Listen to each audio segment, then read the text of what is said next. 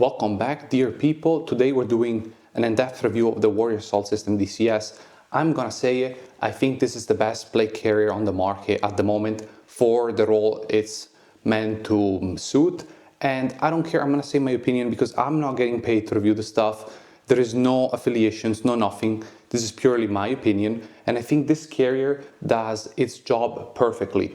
What I like about it is that, in my opinion, it is the perfect blend of, in terms that you guys could relate to, a Cry AVS and a Cry JPC, meaning that structural capability to carry a lot of weight comfortably, and that light, modular, not slick, but more slim down plate carrier type. I want to show you the features and why I really think it's the best fit for me and why I like it the best.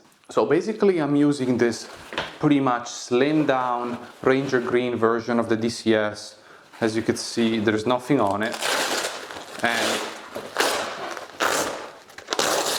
this is pretty much how it comes if you do buy it, but unfortunately I don't have shoulder pads on this, so that's one thing. But I want to talk about some feature. The best feature of the DCS, in my opinion, is by far the cummerbund. What the cummerbund does that is special in a way is they have a plastic insert that they have inside of the cummerbund. So as you can see, there is rigidity in the cummerbund, which translates to structural support. This is very helpful in my opinion because it really makes the whole system more comfortable, and when you put pouches and whatnot, it keeps everything stable around your body. There is some additional features that we can talk about. First one is additional of this space here. This loop field is built in for the Warrior Salt System radio pouch, internal radio pouch, that it comes with the carrier. So you could put it here and have an inside radio pouch. And this pouch is actually quite comfortable. It has built-in padding and whatnot. Additionally, this compartment opens, so you have the ability to either insert longer, soft side armor, or if you want to have hard armor plates, you can put them in here, and then this flap allows you to pretty much have them sticking out in there, so you don't even need to have additional pouches.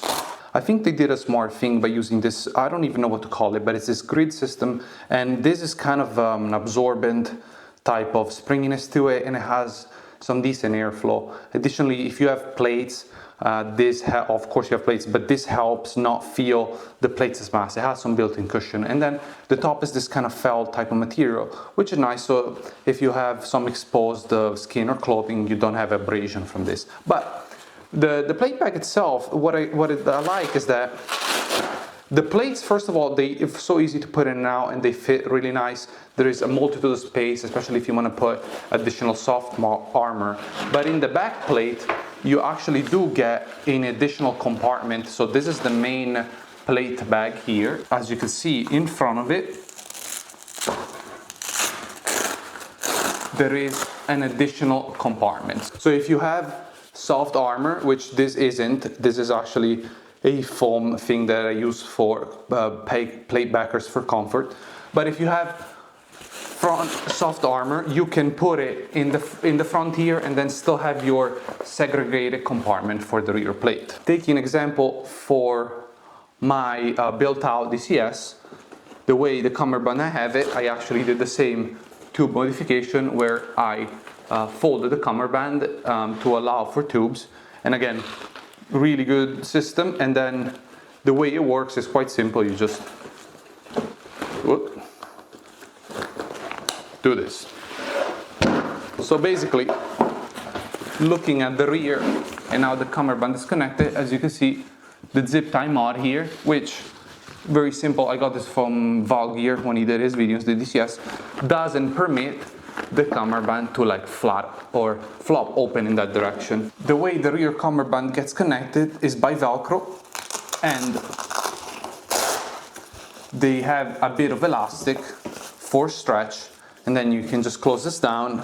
This is actually a replica of the DCS made by Defcon 5 in Italian Vegetata, and Defcon 5 mostly replicated the Warrior Salt system, but unfortunately they skimped out on some, what I call some of the main feature. For example, the cummerbund doesn't have the plastic insert, But what they did still copy is the internal armor pouch, which as you can see, I use here with saw armor. So basically, in a way, I replicate the rigidity using internal soft armor. So this cummerbund is still quite rigid. And again, here I use the zip ties to prevent from bulging and bending and whatnot. There is definitely a good amount of autism going on in my plate carrier choice. This plate carrier is, as you can say, mostly gutted of the some of the components. There is no plates in this, and of course all of my stuff, all my expensive stuff at least, gets carried on plate carrier to plate carrier. But as you can see, it still has some rigidity without plates. My built-out plate carrier, the way I have it is that in the rear plate, as you can see, this is a very thick back panel, but I do have that comfort pad inserted into the soft armor slot because it really doesn't let the plate dig into my back. Some people will find that is that the curvature of the plate, if you're single curved plates, will sometimes get and dig into your scapulas. Of course, it depends by body type, and that's another thing to consider is that plate carrier have a preference on body types. I don't know the exact metrics behind it, but for example, the Warrior Assault system fits really well on my body.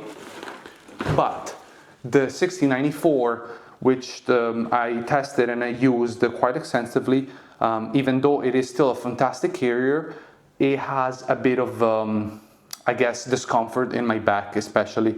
So it really is things like that that I really can't quantify, but sometimes you gotta try things to understand. One thing that I will mention for the DCS is that the shoulder pads, at least in my personal opinion, could use a bit more padding, but luckily there is plenty of aftermarket solutions for helping with that. So pretty much the carrier fits quite nicely on my body. It is a standard, at least standard for today's day, with carrier, so 3 megs up front in a single row in comparison to the 1694, which can hold 4. And guys, I can tell this is incredibly comfortable for me, as you can see. So I wanted to report that if you are looking for a plate carrier which is not going to break the bank, because DCSs are relatively affordable, you can probably get them in the $200 to $250 range. If you are looking for something and you're quite not sure what you want to do with the plate carrier, what I do think is this will fit a really good multitude of roles. What I mean by that is that sometimes you see plate carriers like the Spiritus LV119, okay, which on its own, I don't think it's a bad plate carrier, but I think a lot of the time it's being used in roles where it's not really designed for it. So by that I mean that it's being overloaded, and once you do that, you start seeing kind of the flaws of it, right? Well, the DCS can kind of fail both sides quite easily, in my opinion, because of those structural components, meaning you can mostly run it in a very simple configuration with just 3 megs and maybe a couple pouches here and there, and it will be very comfortable. But you can also load it probably even more with this. I wouldn't have an issue putting water in the back, which adds more weight. I probably wouldn't have an issue adding a second radio down here and whatnot. And at some point, you're pretty much running to a almost AVS type of loadout. But of course, you do have a base carrier that is not that heavy. I haven't weighed, but it's not going to be more than a couple pounds, where the AVS base by itself is probably like close to 15 pounds with no plates, right? So if you are somebody that is looking for that type of product to fill that type of role, I think this will be really good for you, even if you are in a professional army and you need a daily plate carrier to wear every single day to work. I think the DCS will serve you quite well. My other plate carrier, it's pretty much set up the same way minus some accessories.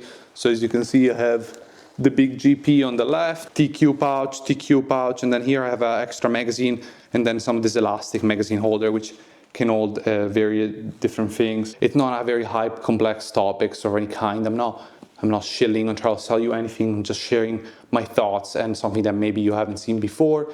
Hopefully that's useful to you. And if you did find it useful, let me know in the comments, and I'll see you next one.